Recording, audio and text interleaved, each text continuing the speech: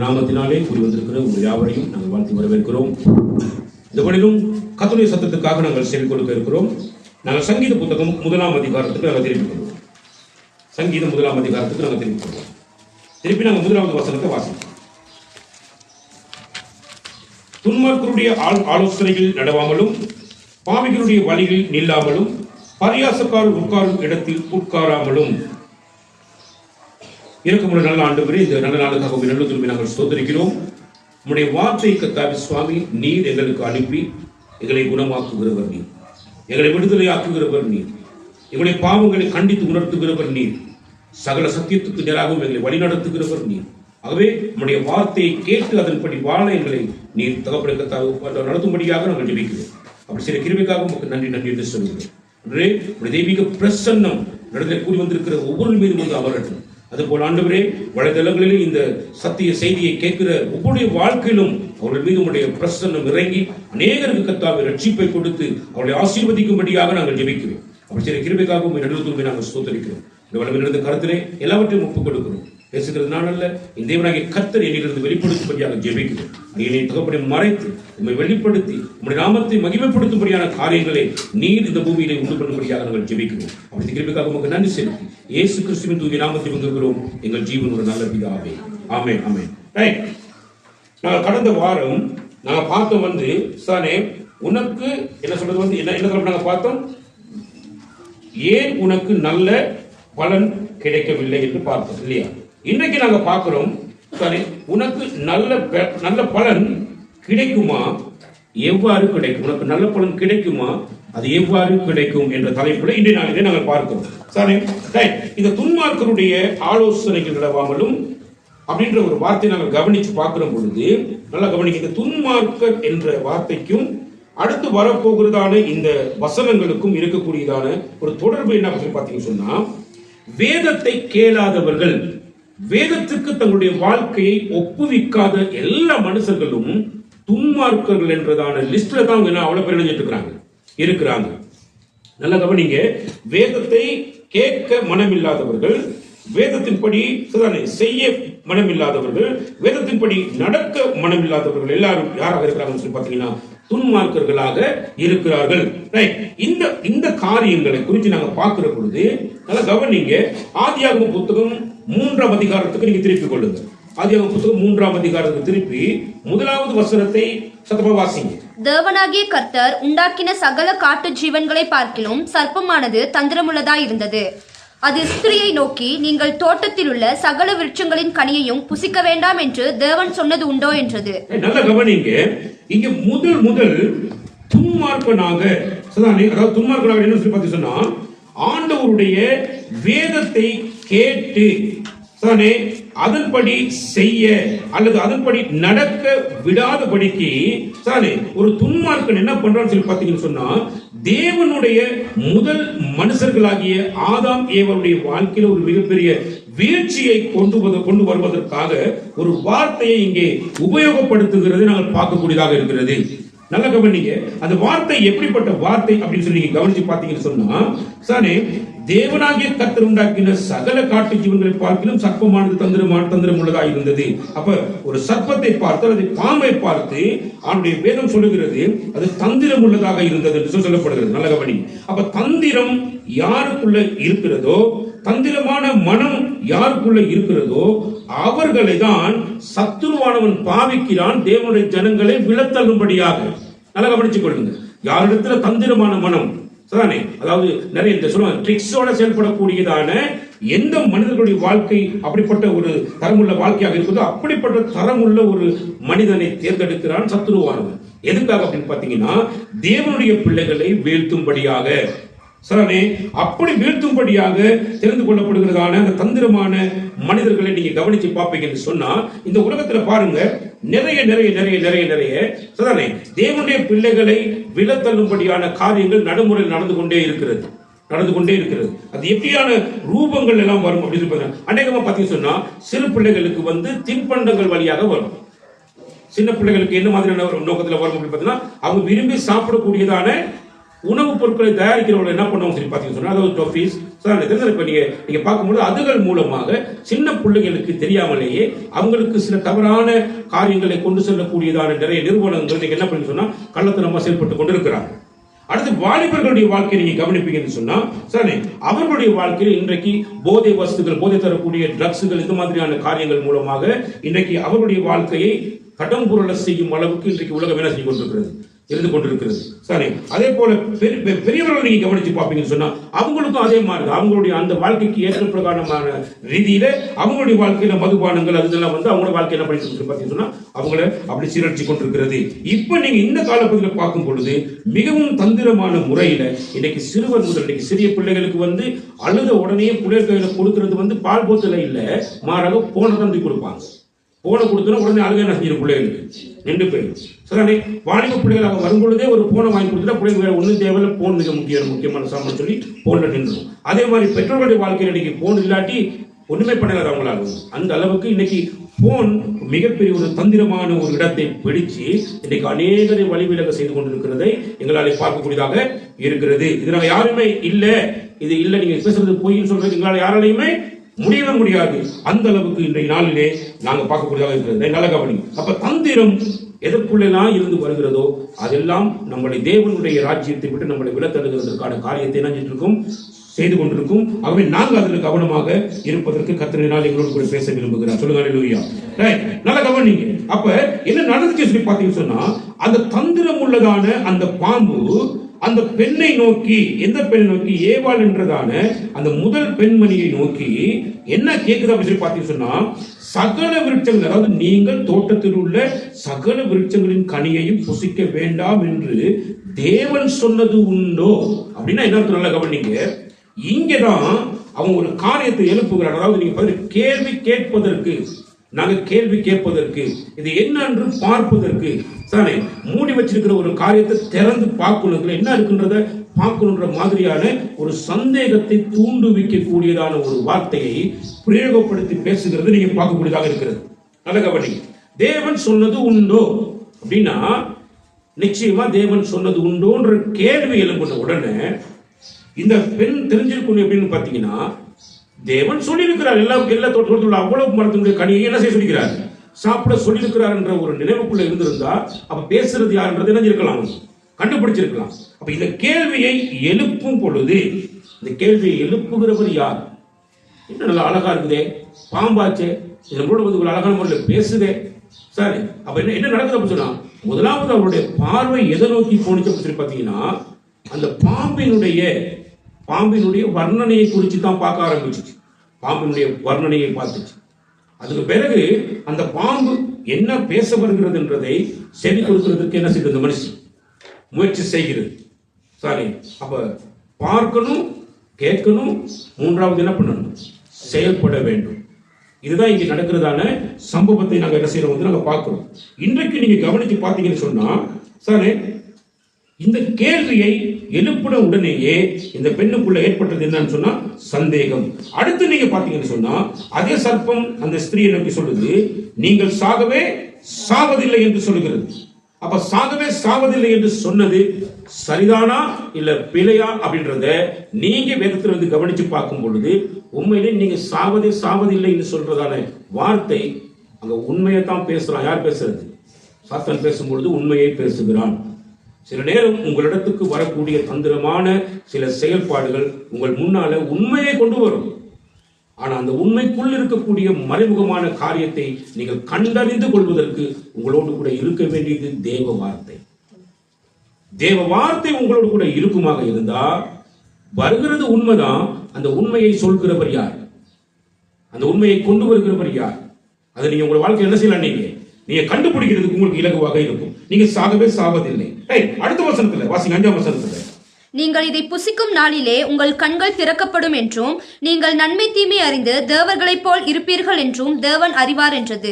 இங்க நீங்க பாத்தீங்கன்னா ஆண்டோட வார்த்தை என்ன சொல்லுது, நீங்கள் இதை புசிக்கும் நாளில் உங்கள் கண்கள் திறக்கப்படும். அப்ப இதுக்கு முன்னாடி கண்கள் குருடாக இருந்தது அப்படின்றதை சொல்லாம சொல்றாங்க. உங்களுக்கு கண் வந்து எப்படி இருக்குது, உங்க கண் வந்து குருடா இருக்குது, நீங்க இதை புசிச்ச உடனே உங்க கண்ணை என்ன செஞ்சிடும், திறந்துரும்னு சொல்றான். சரி, அப்ப இங்க அடுத்த கட்டத்துக்கு வருகிற பொழுது என்னத்தை கொண்டு வரணும்? உண்மையை பேசுறான், கண்கள் திறக்கப்படும். அப்படின்னா எந்த கண்கள் திறக்கப்படும்? உன்னுடைய மாம்ச கண்கள் உனக்கு என்ன செய்யப்பட போகிறது? திறக்கப்பட போகிறது. நீ ஆவிக்குரிய வாழ்க்கைக்கு நேராக ஆவியானவரோடு கூட உறவாடி கொண்டிருந்த உன்னுடைய வாழ்க்கை இப்ப என்ன செய்ய போகுது? மாம்சத்துக்கு நேராக இழுப்பட்டு என்ன செய்ய போக போகிறது. உன்னுடைய மாம்ச கிரியைகளை உனக்குள்ள கொண்டு வருகிறதற்கு நல்லா கவனிங்க. ஏதோ ஒரு தந்திரமான ஒரு காரியம் உங்களுடைய வாழ்க்கையை நோக்கி வரலன்னா நிச்சயமா உங்களுடைய மாம்சத்துக்கு நீங்க என்ன செய்ய மாட்டீங்க? இடம் கொடுக்க மாட்டீங்க. அப்படின்னா அநேகமான தந்திரமான காரியங்கள் இந்த உலகத்தில் என்ன செய்யப்படுகிறது இருக்கிறது. நீங்க ரொம்ப கவனமாக உங்களுடைய வாழ்க்கை என்ன செய்யப்பட வேண்டும்? இருக்க வேண்டும். அப்ப நீங்க நன்மை தீமை அறிந்து, அப்ப இதுக்கு முன்னாடி உங்க நன்மை தீமை அறியாதவர்களாக என்ன பண்ணிட்டு இருக்காங்க? தேவதை தோட்டத்துக்கு இணைஞ்சிட்டு இருக்கிறாங்க இருக்கிறாங்க. என்ன அது நன்மை தீமை அறிய வேணும் அப்படின்னா நல்லா கவனிங்க. சரி, தகப்பனோடு தாயோடு கூட இருக்கிற பிள்ளைகள் ஒரு குறிப்பிட்ட கால வாழ்க்கைக்குள்ள வாழ்ந்து கொண்டிருக்கிற இந்த பிள்ளைகளுடைய வாழ்க்கையில கவனிச்சு பார்த்தீங்கன்னா அவங்களுக்கு நன்மை தீமை என்னன்னு தெரியாத அளவுக்கு அந்த பிள்ளைகளுக்கான எல்லாமே அந்த பிள்ளைகளுக்கு கிடைச்சிட்டே இருக்கும் பாருங்க. அதாவது அந்த பிள்ளைகள் தாய் தப்பனுடைய சொல் கேட்டு நடக்கிற வரைக்கும் அந்த பிள்ளைகளுக்கு எந்த குறைவும் இல்லாத அளவுக்கு என்ன இருக்கும்? நடந்து கொண்டே இருக்கும். எப்ப அந்த தகப்பன் தாயுடைய சொல் கேட்க தவறுகிறார்களோ, தவறுகிற அடுத்த நொடி அவருடைய வாழ்க்கையில வரப்போறதான பிரச்சனைகளுக்கு அவங்க முகம் கொடுப்பாங்க. அப்படி பிரச்சனைகளுக்கு முகம் கொடுக்கும் பொழுது அவங்க எப்படி முகம் கொடுப்பாங்க அப்படின்னா, அவங்க தங்களை தாங்களே தனிச்சு கொண்டு போயிடுவாங்க, தனியாக கொண்டு போயிடுவாங்க, தனிச்சு விடப்படுவாங்க. அப்ப தனியாக கொண்டு போவாங்க, தனிச்சு விடப்படுவாங்க. இவங்களுடைய வாழ்க்கையில இந்த விதமான காரியங்கள் நடைமுறைக்கு வருகிற பொழுது நடக்கிற சம்பவம் என்ன அப்படின்னா, இவங்களுக்கு நடக்கிற சம்பவம் எல்லாம் நன்மை எது தீமை எது அப்படின்ற கூடிய மிகப்பெரிய பரீட்சைக்கு நேராக என்ன சேர்த்து வைக்கிறாங்க இவங்க வாழ்க்கையில போய் கொண்டிருப்பாங்க. சரி, அப்ப எதுவரைக்கும் கர்த்தருடைய பிள்ளைகள் அந்த ஊழியக்காரருடைய சத்தத்துக்கு செவி கொடுத்து நடக்கிறதோ, எதுவரைக்கும் அந்த பிள்ளைகள் தங்களுடைய தகப்பனுக்கும் தாய்க்கும் கனம் பண்ணி கீழ்ப்படிஞ்சு நடக்கிறார்களோ, அது வரைக்கும் அவங்க ஆவிக்குரிய வாழ்க்கையில சந்தோஷமான ஒரு வாழ்க்கைக்கு நேராக போய் கொண்டிருப்பாங்க. எப்ப அது மீறுகிறதோ அப்ப அவருடைய வாழ்க்கையில பரீட்சை என்ன செய்ய துவங்கிடும். பரீட்சையில தான் தெரியும் நன்மை எது தீமை எது என்று தெரியும். அப்ப நன்மை எது தீமை எது என்று பரீட்சைக்கு தெரியணுமா இருந்தா பரீட்சிக்கப்படுகிறது யாராக இருப்பாங்கன்னு சொன்னா அவருடைய வார்த்தைக்கு விரோதமாக செயல்படுகிற வாழ்க்கை தான் செய்யும். அந்த பரீட்சைக்கு உங்களுக்கு வேண்டிய சூழ்நிலை செய்யும் அவங்களுக்கு ஏற்படுகிறதாக இருக்கும். நல்ல கவனிங்க. அப்ப இங்க சாத்தான் என்ன பண்ணுகிறான் அப்படின்னு பாத்தீங்கன்னா, இந்த பெண்ணுடைய வாழ்க்கையில யார் இந்த ஏவாளுடைய வாழ்க்கையில ஒரு சந்தேகத்தை உண்டு பண்ணும் ஒரு கேள்வியை என்ன செஞ்சான்? எழுப்பினான். அப்ப முத சந்தேகம் என்றதான ஒரு நிலையை நீ எங்க பாப்பீங்கன்னா, முதல் மனிதர்களிடத்திலேயே இந்த சந்தேகம் என்ன செஞ்சிருச்சு? வந்துருச்சு. நான் சொல்றேன் பாருங்க, தேவர்களை போல இருப்பீர்கள் என்றும் தேவன் அறிவார். உண்மையாகவே தேவன் வந்து எல்லாவற்றையும் முன்னறிந்தவர், அவர் எல்லாவற்றையும் அறிந்தவர், அவருக்கு எல்லாம் தெரியும் அப்படின்னு சொன்ன. அப்ப ஏன் தேவன் எங்களை இதை சாப்பிட வேண்டாம் என்று சொன்னார் என்ற ஒரு சந்தேகம் இவர்களுக்கு என்ன செஞ்சிச்சு? ஏற்பட்டுச்சு. ஏன் சாப்பிட வேணாம்னு சொன்னார்? நல்ல கவனி. சாரி, இன்றைக்கும் தாய் தப்பை ஏன் இதை செய்ய வேணாம்னு சொல்றாங்க? லவ் பண்றது தப்பா? இதை ஏன் தாய் தப்பை செய்ய வேணாம்னு சொல்றாங்க? சாரி, இது பெரிய கேள்விக்கு மேல கேள்வி இன்னைக்கு என்ன உலகத்தில் நீங்க பிள்ளைகளுக்குள்ள ஏற்பட்டு கொண்டிருக்கிறது. நீங்க கவனிச்சு பார்த்தீங்கன்னா உங்களுக்கு புரியும்.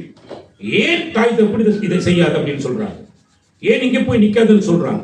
ஏன் இதை பண்ணாதுன்னு சொல்றாங்க அப்படின்னா, சொல்லுகிற ஒவ்வொரு விஷயத்திலையும் வரப்போற பரீட்சைக்கு நீ எச்சரிக்கப்படுகிறாய் என்பதுதான் உண்மை. உனக்கு வரப்போற பரீட்சைக்கு நீ என்ன செய்யப்பட போகிற? நீ எச்சரிக்கப்படுகிற. அப்ப எச்சரிப்பின் செய்தி உன்னுடைய வாழ்க்கையில வருகிற பொழுது அதுக்கு நீ எச்சரிக்கையா இருக்க பழகிக்கொள். உன்னை ஒப்படைத்து பார்த்தீங்கன்னா நீ எச்சரிக்கையாக உன்னால் என்ன செய்ய முடியும்?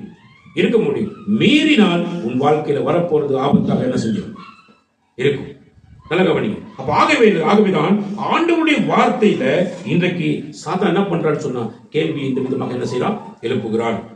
இதே போலதான் இன்றைக்கு பார்த்தீங்கன்னா ஒரு பெட்டிக்கடை போடுற கண்டத்துல எல்லாம் கூட பெட்டிக்கடை போடுவாங்க. இந்த பெட்டிக்கடை போடுற மாதிரியே இன்றைக்கு ஒவ்வொருத்தரும் ஊழியத்தை ஆரம்பிச்சு வச்சிருக்கான். எங்கிட்டு பார்த்தாலும் ஊழியம் ஆரம்பிக்கிறான். இவனா யார் அப்படின்னு பாத்தீங்கன்னா, இன்னும் கர்த்தருடைய வார்த்தையை தெளிவாக கற்றுக்கொள்ளாதவர்கள், சரி, இன்னும் ஆண்டவருடைய முக்கியமான அவருடைய செய்தி என்னங்கிறது தெரியாதவர்கள் இன்னைக்கு என்ன பண்ணிட்டு இருக்கிறானா, சின்ன பெட்டிக்கடைகள் என்ன செஞ்சுட்டு இருக்கான்? திறந்து வச்சுட்டு உட்காந்துருக்கான். பெட்டிக்கடை மாதிரி ஆகிடுச்சு நீங்க கர்த்தருடைய ஊழியம். இது இல்லை. எங்களுக்கு ஒரு விஷயம் மிக தெளிவாக தெரியும், நல்லா கவனிங்க. கடிந்து கொள்ளுதலை எவன் ஒருத்தன் வெறுக்கிறானோ அவன் சபையில் என்ன செய்ய மாட்டான், நிற்க மாட்டான். கடிந்து கொள்ளுதலை எவன் ஒருவன் வெறுக்கிறானோ அவன் பெற்றோரை என்ன செய்ய மாட்டான், கனம் பண்ண மாட்டான். சானே, கடிந்து கொள்ளுதலை எந்த பிள்ளை அவருடைய வாழ்க்கையில் ஏற்றுக்கொள்ளலையோ அந்த பிள்ளைகள் தன் பெற்றோரை ஏற்றுக்கொள்ளவும் கொள்ளாது. அதே மாதிரி பெற்றோர் கூட என்ன செய்யறது, பிள்ளைகள் இருக்கவும் விரும்பாது. இது ஒரு மிகப்பெரிய சத்தியம். நல்ல கவனி. இதுதான் இன்றைக்கு சபைகளில் இன்னைக்கு என்ன செய்யிட்டு இருக்குது, இன்னைக்கு நடந்து கொண்டிருக்கிறது. அவர்களுக்கு விருப்பப்பட்ட மாதிரி பொதிச்சா பேசாம இருப்பாங்க. ஆனா சத்தியம் தெளிவாக போகும் பொழுது, சத்தியத்திற்குள்ளதான ஆழமான விஷயங்களுடைய வாழ்க்கைக்கு நேராக போகும் பொழுது அதை கேட்கறதுக்கு அவனுக்கு என்ன இல்லை, மனமில்லை. இதுதான் ஒரு மிகப்பெரிய ஒரு வேதனைக்குரிய ஒரு காரியம். நல்ல கவனி. அப்ப இந்த பெற்றோர்கள், அதாவது இந்த தாய்க்கார் என்ன பண்றாரு பார்த்தீங்கன்னா, தாய் சொன்னா இந்த முதல் ஆதாமுடைய மனைவியானவள் என்ன பண்றாரு பார்த்தீங்கன்னு சொன்னா, தன்னுடைய கணவன் தன்னோடு கூட இருந்தும் தன்னிச்சையாக ஒரு முடிவினை எடுத்ததனுடைய விளைவு எப்படி, தன்னிச்சையாக என்ன அர்த்தம், தனக்கு பிடிச்ச மாதிரி ஒரு விஷயத்துல அவள் துணிஞ்சு செயல்பட்டதின் விளைவாக தேவனுக்கு எதிரான பாவத்தை என்ன பண்ணான்னா பண்ணிட்டான். பண்ணதுக்கு பிறகு அவருடைய கணவனுக்கு கிடைக்க வேண்டிய மிகப்பெரிய வெகுமதியான கிரீடத்தை இழக்கும் அளவுக்கும் அந்த மனைவியானவள் அந்த கணவனுக்கு மிகப்பெரிய துரோகத்தை செய்த போதும் அந்த கணவன் தான் 4ஆம் அதிகாரத்துல தன்னுடைய மனைவியாகிய ஏவாளை அறிந்தான் என்று வேதம் சொல்லுகிறது. நல்ல கவனிங்க. உண்மைதான், நம்ம எல்லாருடைய வாழ்க்கையிலையும் நமக்கு கிடைக்க இருக்கிற மிகப்பெரிய வெகுமதிகளை, மிகப்பெரிய பரிசுகளை, அநேகமான நன்மையான ஆசீர்வாதங்களை பெற்றுக்கொள்ள முடியாதபடி ஒருவேளை உன் மனைவி உனக்கு தடையாக இருக்கலாம், அல்லது உன்னுடைய கணவன் உனக்கு தடையாக இருக்கலாம், சாமி உன் பெற்றோர்கள் உனக்கு தடையாக இருக்கலாம், உன் பிள்ளைகள் உனக்கு தடையாக இருக்கலாம். சாமி நல்ல கவனிங்க. ஆனா எப்பேற்பட்ட தடைகளாக இருந்தாலும் அவனுடைய வார்த்தை நீங்க கவனிச்சு பார்த்தீங்கன்னு சொன்னா, இங்க ஆதாம் தன்னுடைய மனைவியை நேசித்தான் என்று தான் நாங்க பார்க்கிறோம். ஆதாம் தன்னுடைய மனைவி என்ன பண்ணானா, நேசித்தான், அறிந்தான் சொன்னா, அது நீங்க பார்த்தீங்கன்னா அந்த அறிந்தான் என்ற வார்த்தையினுடைய அந்த அர்த்தம் வேதத்தில் கொடுக்கப்பட்டிருக்கிறது அவன் அதை நேசித்து அந்த பெண்ணோடு கூட சயனித்தான், அல்லது அந்த பெண்ணோடு கூட அவன் என்ன செஞ்ச தன்னுடைய உறவினை அவன் ஏற்படுத்தி கொண்டான் என்றதனுடைய அர்த்தத்தை வெளிப்படுத்துகிறதான வார்த்தை. இன்னைக்கு நம்ம எல்லாருடைய வாழ்க்கையில பார்த்தீங்கன்னா, நமக்கு ஒண்ணு கிடைக்கல, நமக்கு ஒண்ணு கிடைக்க வேண்டியதுக்கு தடை எங்க அப்பா அம்மான்னு சொன்னோன்னே அந்த அப்பா அம்மாவோட இருக்கிறதுக்கு பிள்ளைகளுக்கு பிடிக்காது. சரி, என்னுடைய விருப்பத்துக்கு மாறாக மனுஷன் செயல்பட மனுஷிய கணக்கெடுக்கிறதுக்கு புருஷனுக்கு முடியாது. அந்த புருஷன் என்ன யோசிக்கிறான்னா, இப்படிப்பட்ட மனுஷன் வாழ்றது என்ற வாழ்க்கைக்கு சரியே வராதுன்னு நினைக்கிறான். இப்படிப்பட்ட புருஷனோடு கூட என்னால் வாழ முடியாது என்ற ஒரு தீர்மானத்தை அவனுடைய மனைவியானவர்கள் எடுக்கிறார். இதை என்ன நினைக்கிறாங்க அப்படின்னா, தான் விரும்புகிறதை என்ன செஞ்சாகும் தன்னுடைய வாழ்க்கையில பெற்றுக்கொள்ள வேண்டும். அதுக்கு தடையா இருந்தால் யாரையும் என்ன செய்ய மாட்டாங்க, ஏற்றுக்கொள்ள மாட்டாங்க. அப்ப இங்க முதல் மனிதனுடைய வாழ்க்கையை நாங்க பார்க்கிற பொழுது அது சொல்லுவா இல்லையா, முதலாவது சொல்ல அன்று தேவரீர் என்னோடு கூட இருக்கும்படி நீ கொடுத்த ஸ்திரீ தான் எனக்கு இந்த கனியை கொடுத்தா, அதனாலதான் நான் புசித்தேன் தான் சொல்லுவேன். அந்த அளவுக்கு அவன் அதனுடைய மனைவி மேல ஒரு மிகப்பெரிய வெறுப்புணர்வை காட்டுவான். ஆனால் 4ஆம் அதிகாரம் வரும்பொழுது அவனுடைய மனைவியை அவன் அறிந்தார் என்று சொல்லி வேதம் என்ன செய்யப்படுகிறது, சொல்லுகிறது. நல்ல கவனி. பிரச்சனைகள் வரும், போராட்டங்கள் எங்கள் வாழ்க்கையில வரும். சரி, நம்மளோடு கூட இருக்கிறவர்களே நமக்கு தீமை செய்வார்கள், நம்மளை பலவிதமான பாதைகளுக்கு நேராக கொண்டு போயிடுவாங்க, பெரிய பெரிய ஆபத்துக்கு நேராக எங்களுடைய வாழ்க்கை திசை திருப்பக்கூடிய நிலைமை வரும்.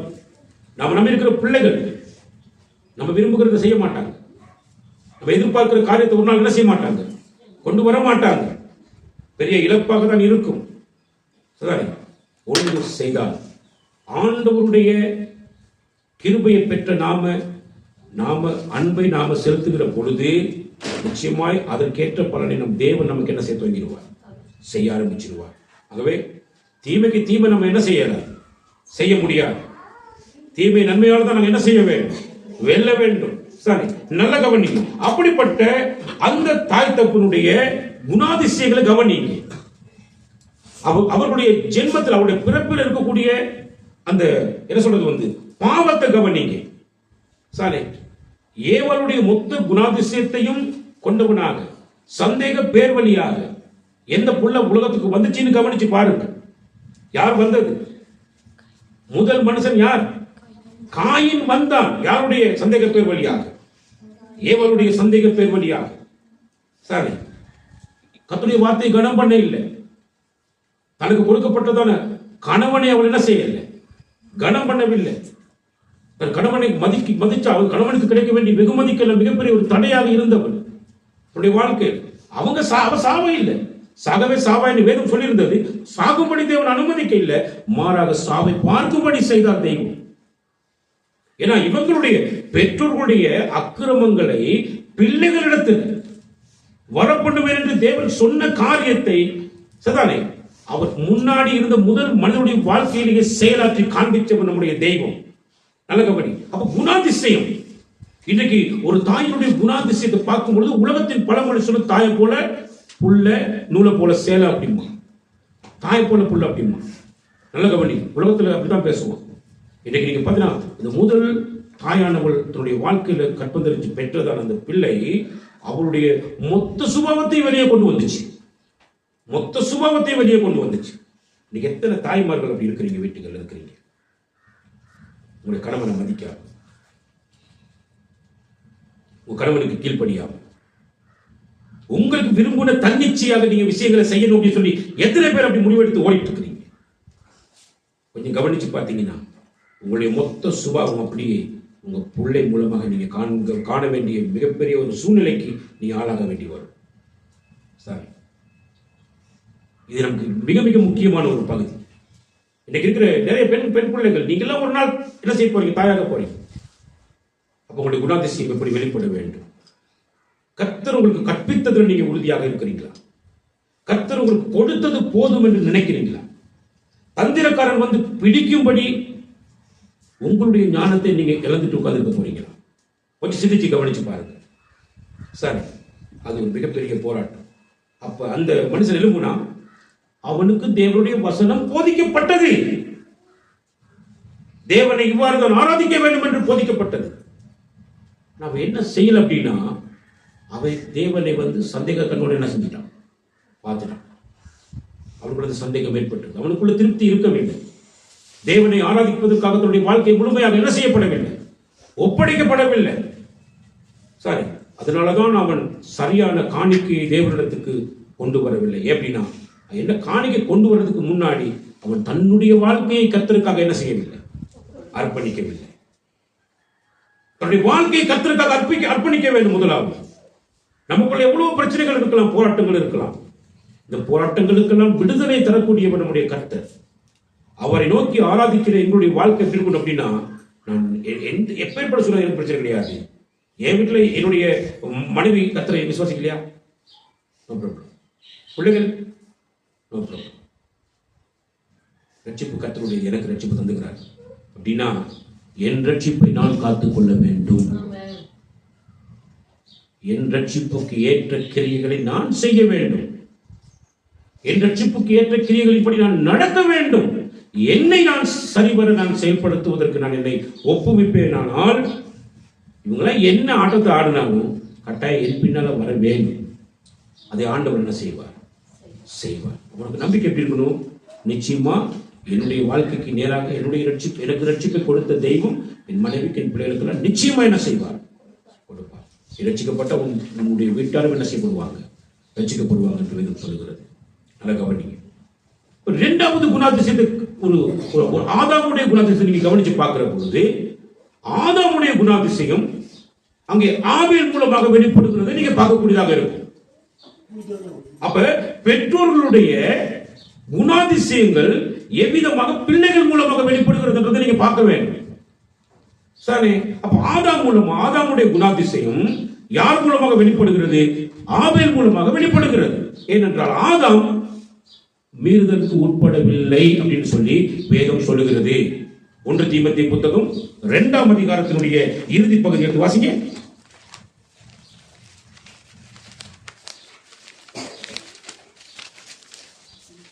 குறிப்பிடுங்க. 1 தீமோத்தேயு புத்தகம் 2ஆம் அதிகாரம் கடைசி வசனம் வாசிங்க.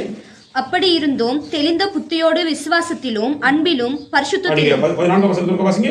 மேலும் ஆதாம் வஞ்சிக்கப்படவில்லை, ஸ்திரீயானவளே வஞ்சிக்கப்பட்டு மீறுதலுக்கு உட்பட்டாள். பெண்ணானவள் வஞ்சிக்கப்பட்டு மீறுதலுக்கு உட்பட்டாள். ஆனா ஆதாம் என்ன செய்யப்படவில்லை? வஞ்சிக்கப்படவில்லை என்றதை மிக தெளிவான வேத வசனங்களுக்கு எடுத்துரைக்கிறது. அப்படின்னா ஆதாமுடைய குணாதிசயம் யாருக்குள்ள வெளிப்பட்டது? ஆபேலுக்குள்ள வெளிப்பட்டது. சரிதானே? அப்ப ஆபேலுக்குள்ள வெளிப்பட்டதுனால அவனை கர்த்தர் அங்கீகரித்தார். அவனுடைய காணிக்கையும் கர்த்தர் என்ன பண்ணார்? அங்கீகரித்தார். அட நீ ரெண்டு பேரும் உன்னுடைய குணாதிசயம் சரியில்லைனா, ஆதாமுடைய குணாதிசயம் சரியில்லை, ஏவாளுடைய குணாதிசயம் சரியில்லைனா, எந்த பிள்ளைகிட்ட இருந்து எந்த நல்லது வந்திருக்கும் கொஞ்சம் யோசிச்சு பாருங்க. நன்மை தீமை, நல்லது கெட்டது. சரி, ஒரு பெற்றோரிடத்திலிருந்து வெளிவருகிறது கவனிச்சு பாருங்க. ஒரு பெற்றோரிடத்திலிருந்து வெளிவருகிறதை கவனிச்சு பாருங்க. ஆதாம் நன்மை செய்கிறான், ஏவாள் தீமை செய்கிறான். சரி, பெறுகிற புத்திரர்களை கவனிச்சு பாருங்க. ஒருத்தன் கெட்டவன், ஒருத்தன் நல்லவன். முதல் குடும்பத்திலிருந்து வெளிப்பட்டு வருது. இன்னைக்கு கவனிச்சு பாத்தீங்கன்னா நிறைய குடும்பங்கள்ல கணவன் கிட்டையும் நல்லது கிடையாது, மனைவி கிட்டையும் நல்லது கிடையாது. கணவனும் கெட்ட செய்வான், மனைவி நல்ல செய்யும். அப்ப அந்த குடும்பத்திலிருந்து வருகிற பிள்ளைகளுடைய குணாதிசயங்கள் எப்படி இருக்கும்னு நினைக்கிறீங்க? சரி, பெற்றோர்கள் நல்ல பெற்றோர்கள் தங்களுடைய பிள்ளைகளுக்கு முன்மாதிரி என்ன செய்ய போயிடணும், வச்சுட்டு போயிடணும். அப்ப நல்ல கவனிங்க. சரி, தீமை செய்தால் தீமை செய்தவனை நேசிக்கும் குணாதிசயம் ஆதாமிடத்திலே இருந்தது. அதனாலதான் அவனுடைய மனைவியை அவள் என்ன செஞ்சான்? அறிந்தாள், நேசித்தாள். சரி, அதே போலதான் கர்த்தர் நம்முடைய வாழ்க்கை, கர்த்தராக இயேசு கிறிஸ்து நம்முடைய வாழ்க்கையில நாம் எல்லாம் அவருக்கு எந்த நாளும் தீமை செஞ்சுட்டே இருக்கிறோம், எந்த நிமிஷமும் தீமை செஞ்சு கொண்டே இருக்கிறோம். ஒவ்வொரு நிமிஷமும் கர்த்தர் நம்மை நேசித்துக் கொண்டே இருக்கிறார். சொல்லுங்க, யார் மேல அனுபவிச்சுக்கிறார் தெரியுமா? பாட்டும் துரோகிகள் மேல தேவன் அன்பு வச்சிருக்கிறார். நம்மளா யாருன்னா துரோகிகள், அசுத்தமான காரியங்களை துணிகரமாக செய்து கொண்டிருக்கிறவர்கள். சரி, அப்படிப்பட்டவர்கள் மேல தேவன் என்ன பண்ணிக்கிறார்? அனுபவிச்சுக்கிறார்கள். நல்ல கவனி. அப்ப எங்களுடைய பிரியம் எது மேல இருக்கும் அப்படின்னா கர்த்தருடைய வேதத்து மேல இருக்கும். எங்களுடைய ஒவ்வொருடைய வாழ்க்கை கர்த்தருடைய வேதத்தின் மேல பிரியம் உள்ளவர்களாக நாங்கள் எங்களை ஒப்புவிச்சு நடப்போமானா எங்களுடைய முதல் அடையாளமாகிய முதல் பெற்றோர்கள் தங்களுடைய வாழ்க்கையில சந்திச்ச காரியத்தை கவனிச்சு பார்ப்போம்னா நம்ம வாழ்க்கையில ஒரு மிகப்பெரிய ஒரு பாடத்தை நாங்கள் என்ன செஞ்சுக்கிறோம், அதில் இருந்து நாங்கள் கற்றுக்கொள்வோம். சரி, நல்லவன் வருகிறான், கெட்டவன் வருகிறான். எங்கிருந்து வருகிறான்? ஒரே கற்பத்துக்குள்ள இருந்து தான் வெளியே வந்தான். ஒரே கற்பத்துக்குள்ள இருந்து தான் வெளியே வந்தான். அப்படின்னா பெண்களாக்கி நீங்க கொஞ்சம் யோசிச்சு பாருங்க, ஆண்களாக்கி நீங்க கொஞ்சம் யோசிச்சு பாருங்க. உங்க இடத்துல இருந்து கெட்டது புறப்படுறது உண்மை, ஒத்துக்கிறோம், நாங்கள் எல்லாரும் ஒத்துக்கிறோம். நீங்க நிறைய உண்மையில் நம்முடைய வாழ்க்கையில நம்ம ஏதோ கெட்ட சுபாவங்களை காட்டிட்டு உட்காந்துக்கிறோம். Right, okay. சரி, உங்களுக்குள்ளேயே கர்த்தர் நல்லதை வச்சிருக்கிறார். சொல்லுங்க அல்லேலூயா. உங்களுக்குள்ளேயே கர்த்தர் என்ன வச்சுக்கிறாரு? நல்லதை வச்சுக்கிறாரு, நல்ல திறமைகளை வச்சிருக்கிறார். உங்களால தாய் தகப்பனுக்கு கீழ்ப்படிய முடியும், கர்த்தரை கனம் பண்ண முடியும், கர்த்தருடைய நாமத்தை உங்களுக்கு ஆராதிக்க முடியும், கர்த்தருடைய நாமத்தை உங்களால தொழுது கொள்ள முடியும். இப்படிப்பட்ட நல்ல நல்ல குணாதிசயங்கள் உங்களுக்குள்ள கர்த்தர் வச்சிருக்கிறார்.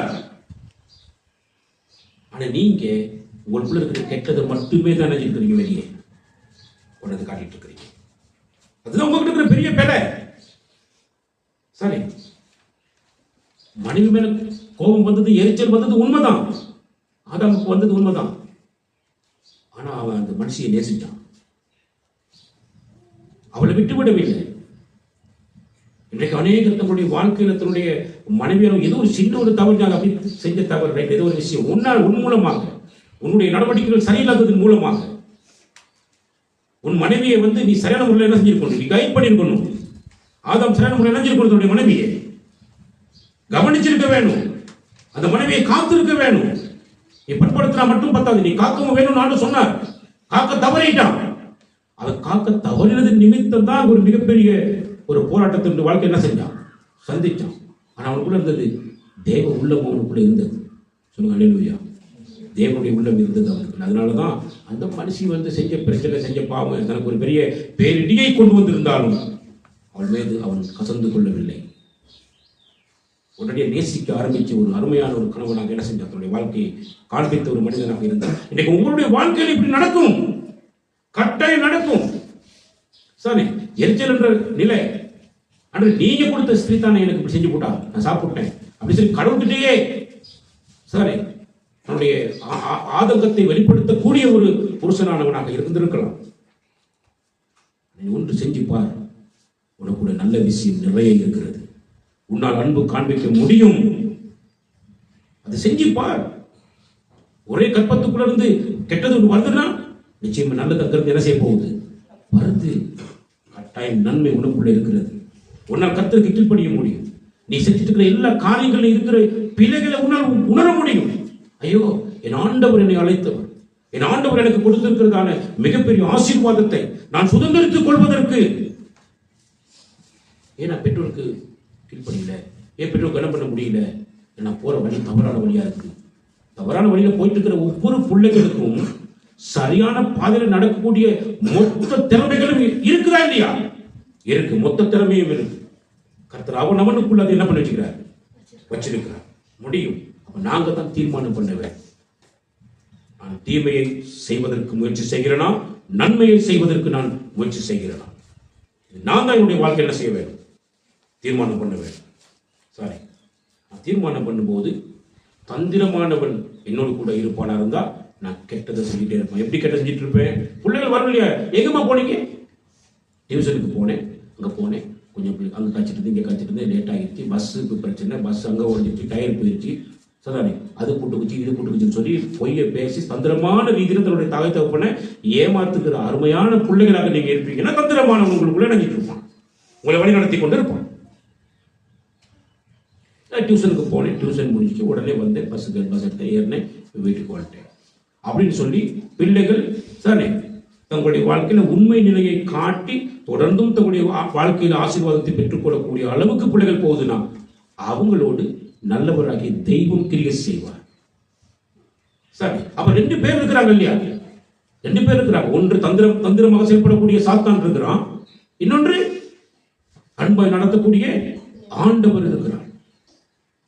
அப்ப ஆண்டவரோடு கூட எங்களுடைய வாழ்க்கை பயணிக்க வேண்டும். சரி, நல்லா கவனிங்க. அப்ப என்ன நடக்குது அப்படின்னா, ஆண்டவருக்கு கீழ்ப்படியாம போனதான பெற்றோர்களுக்கு என்ன வந்துச்சு? ஆண்டவருக்கு கீழ்ப்படியாம போன பெற்றோருக்கு என்ன வந்துச்சு? அவங்களுக்கு தண்டனை கொடுக்கப்பட்டது. தண்டனை கொடுக்கப்பட்டது.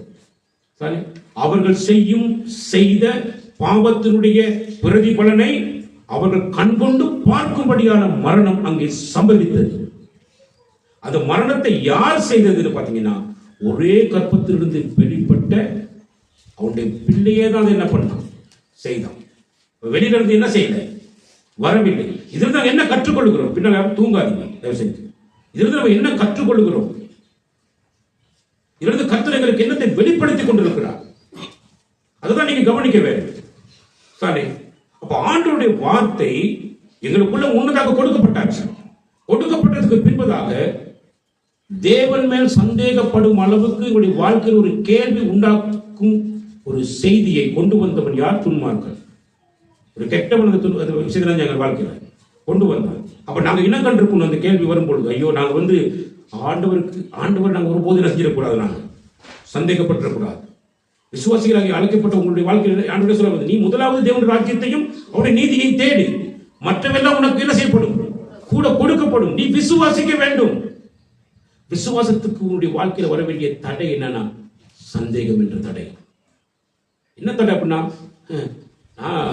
கத்தர் சொல்லிட்டு உட்காந்துட்டு எனக்கு எல்லாம் வந்துருமா? சரி, கத்தர் சொல்லிட்டு தான் எனக்கு எல்லாமே வந்துருமா? நீ ஏன் தவறா சிந்திக்கிற? ஏன் தவறா சிந்திக்கிற?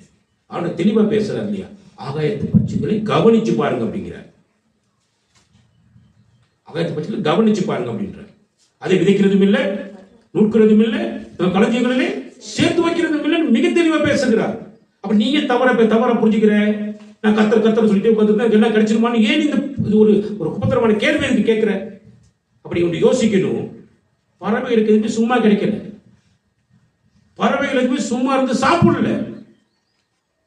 நீ சும்மா இருந்து சாப்பிடணும்னு நினைக்கிற, இது மிகப்பெரிய பிழை. நீ தான் தவறு செஞ்சுட்டு இருக்கிற. அகத்து போல கவனிச்சு பார்த்தீங்கன்னா, நீ எழும்புறதுக்கு முன்னாடியே பல மணித்தியாலங்களுக்கு முன்னுக்கு அது எல்லாரும் அவங்க எல்லாரும் முடிச்சிருவாங்க. பறவைகள் என்ன பண்ணிடும்? சரியா முடிச்சிடும். சரி, எப்ப விடியது பார்த்துட்டே இருக்கும். அதனுடைய இரையை அதுதான் போய் தேடி சாப்பிடும். அது எந்த பறவையும் கடை வாங்கி என்ன செய்யாது, சாப்பிடாது. நீ கடை வாங்குவ, கண்டவாக்கில் போய் கடை வாங்கி சாப்பிடுவ. பறவைகள் வரும்போது என்ன செய்யாது, கடை வாங்கி சாப்பிடாது, யாரையும் பிச்சை எடுக்க போவாது. அது சரியா தன்னுடைய இரையை தேடி என்ன செய்யும், சாப்பிடும். தன்னுடைய பிள்ளைகளுக்கு அது எப்படி பழக்க வைக்கும் அப்படின்னு சொல்லி பார்த்தீங்கன்னா, சானே அந்த இரையை ஊட்டும் காலம் வரைக்கும் தான் ஊட்டிட்டு இருக்கும். அதுக்கு பிறகு அந்த பறவை எப்படியா பறக்க வைக்கிறதுல குறியா இருக்கும். எல்லாம் கேட்குறீங்களா? வசந்த கேட்குறீங்களா? தூக்கி தூக்கி பொத்து பொத்துன்னு கீழே போட்டு இருக்கும். மரத்துல இருந்து கூட்டுறது கீழே தள்ளி விடும். அப்படி பறந்து விழுக போது தெரிஞ்சா உடனே போய் கம்பி திருப்பி திட்டு என்ன செய்ய போட்டு உங்களுக்கு உட்கார வச்சிடும். திரும்ப பறக்கிற வரைக்கும் விடாது. பறந்ததுக்கு பிறகு அதுக்கு உணவை எந்த பறவை கொண்டு கொடுக்காது, தகப்பனதான் என்ன செய்யாது. இன்னைக்கு பெற்றோர்கள் சில பேர் என்ன பண்ணுறாங்க தெரியுமா, பிள்ளைகள் உழைச்சி சாப்பிட வேண்டிய காலத்துல இவன் தான் அவனுக்கு சாப்பாடு கொடுத்துட்டு உட்காந்துக்கிறான். உழைச்சி சாப்பிட வேண்டிய காலப்பதில் இவன் சாப்பாடு கொடுத்து உட்காந்துருக்கான். மிகப்பெரிய ஒரு போராட்டம் அது என் வாழ்க்கையிலும் கூட நடந்தது. நல்லா யோசிச்சு பாருங்க. அப்ப கர்த்தர் சொன்னார், நீ பறவைகளை கவனிச்சு பாரு அப்படின்னா, உன்னுடைய கவனம் அதனுடைய செய்திகளை கவனிச்சு பார்த்தா நீ சரியானது என்ன செய்வோம் வாழ்க்கையில நீ செய்வ. அப்போ உன்னுடைய வாழ்க்கையில் ஆசீர்வாதம் உங்க வீட்டில் என்ன செஞ்சிருக்கும், படுத்திருக்கும். சரி, அன்று மிக தெளிவாக சொல்றாங்க. நல்லா சொல்லுங்க, கவனிங்க.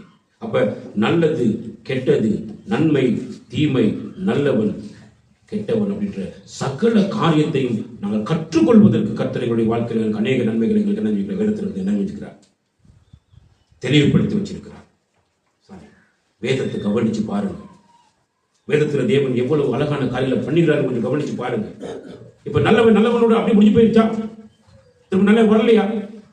வந்தானா வரலையா? நீங்க ஆதியாகமம் புத்தகம் 4ஆம் அதிகாரத்துல நீங்க வாசி பாருங்க 25வது வசனத்தை. பின்னும் ஆதாம் தன் மனைவியை அறிந்தான்.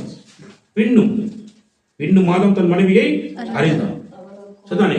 நல்ல கவனிங்க. இதனுடைய வார்த்தையை கவனிச்சு பாருங்க. பெற்றோர்கள் தாங்க பெற்ற 2 பிள்ளைகள், ஒண்ணு நல்லவன் செத்து போயிட்டான். நல்லவனை கொன்னது யாரு? கெட்டவன் கொண்டுட்டான். சரிதானே? சம்பவம் நடந்து முடிஞ்சிச்சு. எனக்கு பிள்ளைலாம் வேணாம், இனிமே எனக்கு பிள்ளைல என்ன செய்யறது எனக்கு அவசியமே இல்லை.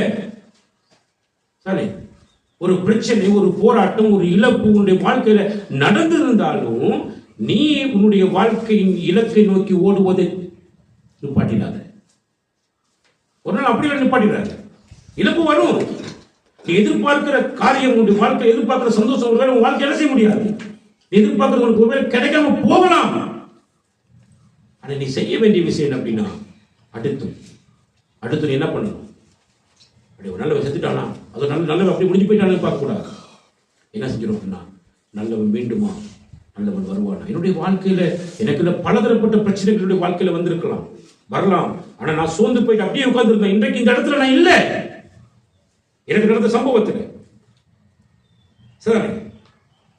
அப்ப அடுத்தடுத்து என்ன பண்ணணும் அப்படின்னா, அடுத்து அவன் மறுபடியும் தன் மனைவியாகிய ஏவாள் என்ன செஞ்சானா, அறிந்தான். யார் பிறந்தது? சேத்து பிறந்தான். அதுபோல சேத்துக்கு ஒரு குமாரன் பிறக்கிறான். நல்ல கவனிங்க. நல்லவன் ஒருத்தன் பிறக்கிறான், அவனுக்கு இன்னொரு நல்லவன் பிறக்கிறான். யாருக்கு? அவன பேரை பாருங்க. என்ன பேர்? அவன பேர் ஏனோஸ் பிறக்கிறான். அப்பொழுது ஜனங்கள் எல்லாரும் கர்த்தரை என்ன செய்ய துவங்கிட்டாங்க, தொழுது கொள்ள ஆரம்பித்து விட்டார்கள். சரி, நீ இப்படி முடங்கிறாங்க, உன் வாழ்க்கை முடங்கிருச்சுன்னு நினைச்சிடாத, இதோட முடிஞ்சுன்னு நினைச்சிடாத. சரி, வாழ்க்கை உனக்கு முடியல. சரி, நீ சரியானதை நோக்கி பார். உன் வாழ்க்கையில சரியானது ஒன்று தேடி வரும்.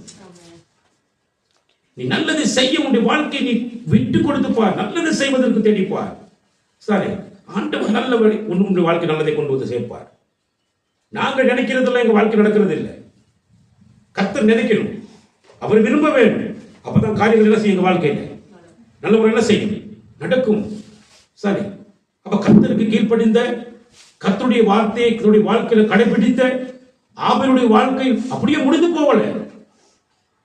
அதை வாட்சி பாருங்க. வசனத்தை நீங்க எப்படி சொல்லப்படுகிறது, ஆபேலுக்கு பதிலாக எப்படி சொல்லப்படுகிறது, ஆபேலுக்கு பதிலாக தேவன் எனக்கு வேறொரு புத்திரனை கொடுத்தார். சொல்லுங்க அல்லேலூயா. ஆண்டவர் ரொம்ப ரொம்ப நல்லவர். எத்தனை பேர் சொல்லி கர்த்தர் நல்லவர் சொல்லி? ஆண்டவர் ரொம்ப ரொம்ப நல்லவர். சரி, அவர் ஒன்னே எடுத்தா ரெண்டை கொடுப்பார். இங்கே சேர்த்தும் வந்தா சேர்த்து விட்டு மகனும் வந்தாங்க. படிச்சு பாருங்க எப்படி அருமையான ஒரு லைஃப்னு பார்த்து தெரிய பாருங்க. சரி, அப்ப நாம கர்த்தருக்கு முன்னிலையில எப்படிப்பட்ட பெற்றோராக இருக்கிறோம்? நாங்க கர்த்தருக்கு முன்னிலையில அதாவது நல்ல எப்படிப்பட்ட கணவன் மனைவியாக இருக்கிறோம்? முதலாவது ஒண்ணு கணவன் நல்லவனார் அல்லது மனைவி நல்லவனார். ரெண்டு பேருமே ஒரே மாதிரி இருந்தீங்கன்னா நம்ம குடும்பம் என்ன ஆகும்? நம்ம குடும்பத்தின் நிலைமை என்ன ஆகும்? நல்லது தோன்றாது. சரி, அவைகளுடைய வாழ்க்கை எவ்வளவு தூரம் நிதானிக்கப்பட வேண்டிய விஷயம். அடுத்து பெற்றோர்கள் தேவனுக்கு முன்பதாக எவ்விதமாக பயப்படுகிறோம் என்றதை பிள்ளைகளுக்கு என்ன செய்ய வேண்டும்? காண்பிக்க வேண்டும். சரி, பிள்ளைகள் பெற்றோருக்கு என்ன செய்யணுமா? என்ன செய்யணுமா? ஏன் காயினுக்கு நன்மை வர இல்லை? ஏன் அவன் பலனை பெறவில்லை? காரணம் என்ன? நான் பெற்றோரை அவன் என்ன செய்யல? மதிச்சு நடக்கவில்லை. மதிச்சு நடக்கலை. இன்றைக்கும் பாருங்க, மூத்த புள்ள ஒன்று பிறந்துச்சுன்னா அந்த மூத்த பிள்ளையை பிடிச்சி கொஞ்சம் கொஞ்சி அது என்ன வேலை செஞ்சாலும் கண்டிக்கிறது இல்லை. சரி, அது பேரையெல்லாம் பூசி பூசி பூசி சரி செயல்பட்டு கொண்டிருக்கிறது. ஒவ்வொரு பெண்கள் ஒவ்வொரு மனைவிமார் ஒவ்வொரு தாய்மார்கள் இருக்கிற ஒரு மிகப்பெரிய பிரச்சனை.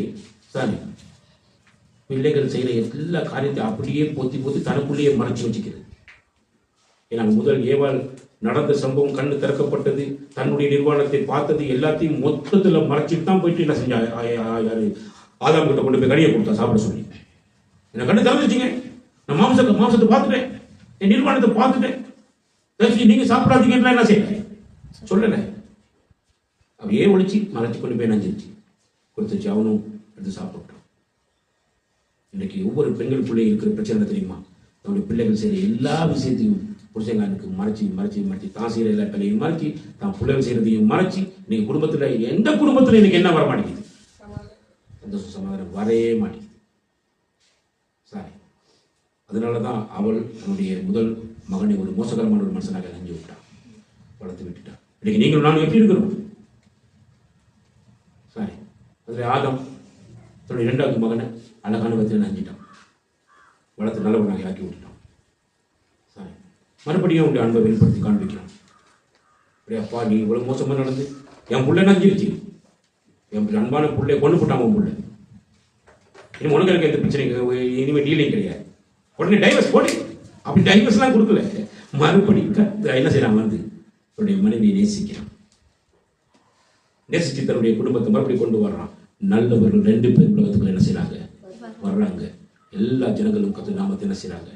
ஆராதிக்கிறாங்க. நம்ம எல்லாருடைய வாழ்க்கையிலையும் ஒவ்வொரு காரியங்களையும் ஒவ்வொரு அர்ப்பணிப்பு நமக்கு தேவை.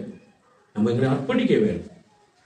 நல்லது செய்வதற்காக எங்களை அர்ப்பணிக்க வேண்டும். நல்லது கிடைக்கும் என்ற எதிர்பார்ப்பு எங்கள் வாழ்க்கையில் இருக்க வேண்டும். அது விசுவாசம். அதான் விசுவாசம். விசுவாசத்தில் நீ கர்த்தரை நோக்கி பார், மகிமை உண்ட வாழ்க்கை என்ன செய்வ? நீ கண்டுபிடிச்சு கொள்ளுவேன். சரி, ஆகவே காயின் நல்லதை செய்ய தவிர்த்தான். அவனுடைய வாழ்க்கை நன்மையை இழந்து போனான். ஆபேல் தன் தகப்பனுக்கும் தாய்க்கும் சிறப்புகளை கீழ்ப்படிந்து நடந்தான், நன்மையை பெற்றுக் கொண்டான். சரி, ஆகவே பிள்ளைகளாகி நாங்கள் எல்லாரும் எங்களுடைய வாழ்க்கையில கர்த்தருடைய வார்த்தைக்கு நம்ம உண்மையாக என்ன செய்ய வேண்டும்? நாங்கள் செவி கொடுக்க வேண்டும். ஆகவே துன்மார்க்கம் அப்படின்னா நல்லா கவனிங்க. இன்னைக்கு உங்க எல்லாத்துக்குள்ளேயே துன்மார்க்கம் இருக்கிறது. நீ வேதத்தை நேசிக்கிறது இல்லை, வேதத்தை கேட்க விரும்புறது இல்லை, வேதத்தை பார்க்க தான் படிக்கலாம். வேதத்தை பார்க்க பிடிக்கல, வேதத்தை கேட்க பிடிக்கல, வேதத்தை படி செய்ய பிடிக்கல, வேதத்தை படி நடக்க பிடிக்கல. அப்படின்னா நீங்க யார்? அப்படின்னா உங்களுக்குள்ளேயே துன்மார்க்கத்தில் என்ன பண்ணிட்டு இருக்கிறாங்க? செயல்பட்டு கொண்டிருக்கிறார்கள். நீ துன்மார்க்கத்தை விட்டு வெளியே வருவனா உன்னுடைய வாழ்க்கையை நீ ஆசீர்வாதத்தை நோக்கி என்ன செய்யலாம்? நீ போக முடியும். சரி, கர்த்தர் உன்னை ஆசீர்வதிக்கணும் அப்படின்னா கர்த்தருடைய வேதத்தில் உன்னுடைய பிரியம் என்ன செய்ய வேணும்? இருக்க வேண்டும். அப்ப நீ யாரை பார்க்க வேணும்? துன்மார்க்கனையா கர்த்தரையா பார்க்க வேணும்? எதை பார்க்கணும்? நீ துன்மார்க்கனை விட்டுட்டு கர்த்தரை நீ பாரு. எப்படி கர்த்தரை எப்படி பார்க்கலாம்? வேதத்திலிருந்து தான் நீ கர்த்தரை என்ன செய்யலாம்? நீ பார்க்கலாம். அப்படி பார்ப்பதற்கு உன்னை ஒப்புக்கொடு. கர்த்தர் தாமே உங்கள் ஒருவரையும் ஆசீர்வதிப்பாராக. அப்பொழுது நீங்க நல்ல பலனை என்ன செய்யலாம்? நீங்க அதாவது உனக்கு நல்ல பலன் கிடைக்குமா? எவ்வாறு, எப்படி கிடைக்கும் அப்படின்னா, நீ வேதத்தை கவனித்து பார்க்கும் பொழுது நல்ல பலன்கள் உன்னை தேடி உன்னிடத்துக்கு வரும். சொல்லுங்க அல்லேலூயா. கர்த்தர் உங்கள் ஒவ்வொருவரையும் ஆசீர்வதிப்பாராக. ஆமென்.